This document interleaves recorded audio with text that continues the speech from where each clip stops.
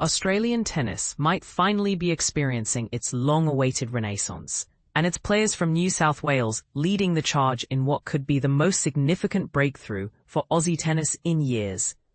On August 27, 2025, something remarkable unfolded at Flushing Meadows that has tennis enthusiasts buzzing with excitement and perhaps a touch of controversy.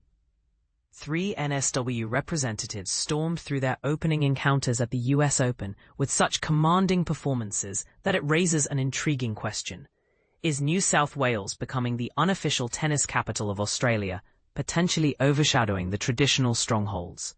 Alex de Minaur delivered what can only be described as a masterclass in controlled aggression, systematically dismantling fellow Sydney native Chris O'Connell with a clinical 6-3. 6-4, 6-4 victory. But here's where it gets controversial.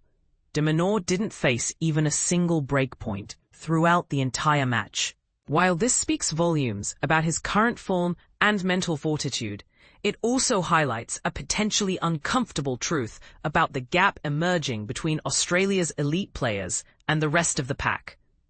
The two-time Grand Slam quarter-finalist now sets his sights on Japan's Shintaro Mochizuki in round 2, carrying the weight of expectation that comes with being Australia's highest-ranked male player.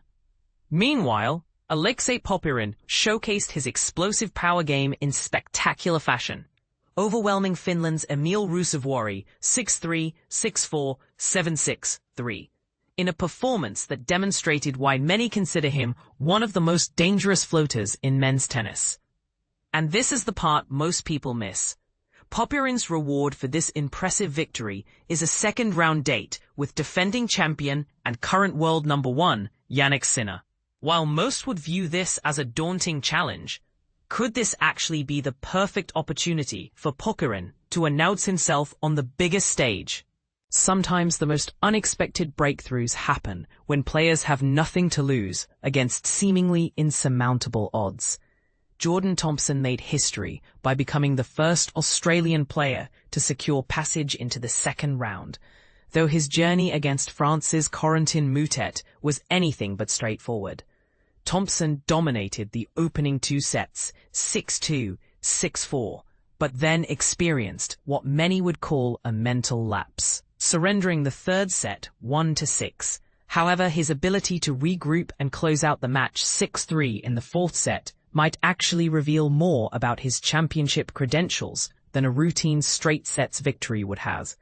This marks Thompson's 7th career appearance in the US Open's second round, a consistency that often goes unnoticed but speaks to his reliability as a competitor. The NSW representation doesn't end with the men's singles draw. Ellen Perez brings her doubles expertise to the women's competition, while rising junior talent Cruz Hewitt carries the legacy of his famous surname into the Junior US Open, representing not just NSW, but the next generation of Australian tennis hopefuls. But here's the question that's stirring debate in tennis circles. Are we witnessing the birth of an NSW tennis dynasty? Or is this simply a fortunate convergence of talent that happens to share a geographic origin? Some argue that tennis NSW's development programs and facilities are creating an unfair advantage over other Australian states. Others contend that success breeds success, and these players are simply inspiring each other to reach greater heights. Tennis NSW has every reason to celebrate these remarkable opening performances, but the real test lies ahead. Can these players maintain this momentum when the stakes get higher and the opposition gets tougher? Will this early success translate into deep tournament runs, or will it serve as another reminder of how quickly fortunes can change in professional tennis? What do you think?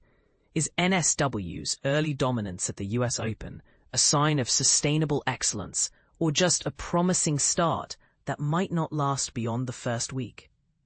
Are these players genuinely ready to challenge for major titles, or are we getting ahead of ourselves with early round victories?